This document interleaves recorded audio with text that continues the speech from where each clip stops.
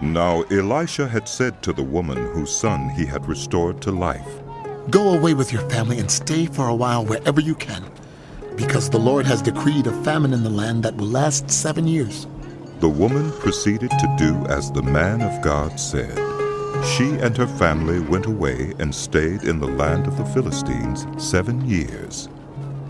At the end of the 7 years, she came back from the land of the Philistines and went to appeal to the king for her house and land. The king was talking to Gehazi, the servant of the man of God, and had said, "Tell me about all the great things Elisha has done."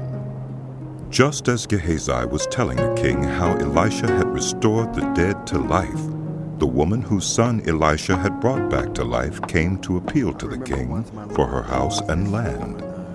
Gehazi said, "This is the woman, my lord the king, and this is her son, whom Elisha restored to life." The king asked the woman about it, and she told him. Then he assigned an official to her case and said to him, "Give back everything that belonged to her, including all the income from her land from the day she left the country until now." Elisha went to Damascus, and Ben-hadad, king of Aram, was ill. When the king was told, "The man of God has come all the way up here," he said to Hazael, "Take a gift with you and go to meet the man of God. Consult the Lord through him. Ask him, will I recover from this illness?" Hazael went to meet Elisha, taking with him as a gift 40 camel loads of all the finest wares of Damascus. He went in and stood before him and said, "Your son, Ben-hadad, king of Aram, has sent me to ask, will I recover from this illness?" Elisha answered, "Go and say to him, you will certainly recover. Nevertheless, the Lord has revealed to me that he will in fact die." He stared at him with a fixed gaze until Hazael was embarrassed. Then the man of God began to weep. "Why is my Lord weeping?" asked Hazael. "Because I know the harm you will do to the Israelites," he answered. "You will set fire to their fortified places, kill their young men with the sword, dash their little children to the ground, and rip open their pregnant women." Hazael said, "How could your servant, a mere dog, accomplish such a feat?" "The Lord has shown me that you will become king of Aram," answered Elisha. Then Hazael left Elisha and returned to his master. When Ben-hadad asked, "What did Elisha say to you?" Hazael replied, "He told me that you would certainly recover." But the next day he took a thick cloth, soaked it in water, and spread it over the king's face, so that he died. Then Hazael succeeded him as king. In the 5th year of Joram, son of Ahab, king of Israel, when Jehoshaphat was king of Judah, Jehoram, son of Jehoshaphat, began his reign as king of Judah. He was 32 years old when he became king, and he reigned in Jerusalem 8 years. He followed the ways of the kings of Israel, as the house of Ahab had done, for he married a daughter of Ahab. He did evil in the eyes of the Lord. Nevertheless, for the sake of his servant David, the Lord was not willing to destroy Judah. He had promised to maintain a lamp for David and his descendants forever. In the time of Jehoram, Edom rebelled against Judah and set up its own king. So Jehoram went to Zair with all his chariots. The Edomites surrounded him and his chariot commanders, but he rose up and broke through by night. His army, however, fled back home. To this day, Edom has been in rebellion against Judah. Libnah revolted at the same time. As for the other events of Jehoram's reign and all he did, are they not written in the book of the annals of the kings of Judah? Jehoram rested with his ancestors and was buried with them in the city of David, and Ahaziah his son succeeded him as king. In the 12th year of Joram, son of Ahab, king of Israel, Ahaziah, son of Jehoram, king of Judah, began to reign. Ahaziah was 22 years old when he became king, and he reigned in Jerusalem 1 year. His mother's name was Athaliah, a granddaughter of Omri, king of Israel. He followed the ways of the house of Ahab and did evil in the eyes of the Lord, as the house of Ahab had done, for he was related by marriage to Ahab's family. Ahaziah went with Joram, son of Ahab, to war against Hazael, king of Aram, at Ramoth-gilead. The Arameans wounded Joram, so King Joram returned to Jezreel to recover from the wounds the Arameans had inflicted on him at Ramoth in his battle with Hazael, king of Aram. Then Ahaziah, son of Jehoram, king of Judah, went down to Jezreel to see Joram, son of Ahab, because he had been wounded. The prophet Elisha summoned a man from the company of the prophets and said to him, Tuck your cloak into your belt. Take this flask of oil with you and go to Ramoth-gilead. When you get there, look for Jehu, son of Jehoshaphat, the son of Nimshi. Go to him, get him away from his companions, and take him into an inner room. Then take the flask and pour the oil on his head and declare, This is what the Lord says. I anoint you king over Israel. Then open the door and run. Don't delay. So the young prophet went to Ramoth-gilead. When he arrived, he found the army officers sitting together. I have a message for you, Commander. He said. For which of us? Asked Jehu. For you, Commander.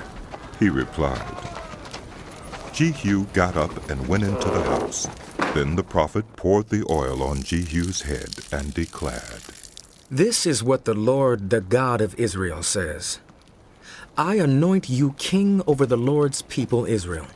You are to destroy the house of Ahab your master, and I will avenge the blood of my servants, the prophets, and the blood of all the Lord's servants shed by Jezebel. The whole house of Ahab will perish. I will cut off from Ahab every last male in Israel, slave or free. I will make the house of Ahab like the house of Jeroboam, son of Nebat, and like the house of Baasha, son of Ahijah. As for Jezebel, dogs will devour her on the plot of ground at Jezreel, and no one will bury her. Then he opened the door and ran. When Jehu went out to his fellow officers, one of them asked him, Is everything all right? Why did this maniac come to you? You know the man and the sort of things he says. Jehu replied. That's not true. They said. Tell us. Jehu said, Here's what he told me. This is what the Lord says. I anoint you king over Israel. They quickly took their cloaks and spread them unto him on the bare steps. Then they blew the trumpet and shouted, Jehu is king! So Jehu, son of Jehoshaphat, the son of Nimshi, conspired against Joram. Now Joram and all Israel had been defending Ramoth-gilead against Hazael, king of Aram. But King Joram had returned to Jezreel to recover from the wounds the Arameans had inflicted on him in the battle with Hazael, king of Aram. Jehu said, If you desire to make me king, don't let anyone slip out of the city to go and tell the news in Jezreel. Then he got into his chariot and rode to Jezreel, because Joram was resting there and Ahaziah, king of Judah, had gone down to see him. When the lookout standing on the tower in Jezreel saw Jehu's troops approaching, he called out, I see some troops coming! Get a horseman. Joram ordered. Send him to meet them and ask, Do you come in peace? The horseman rode off to meet Jehu and said, This is what the king says. Do you come in peace? What do you have to do with peace? Jehu replied. Fall in behind me.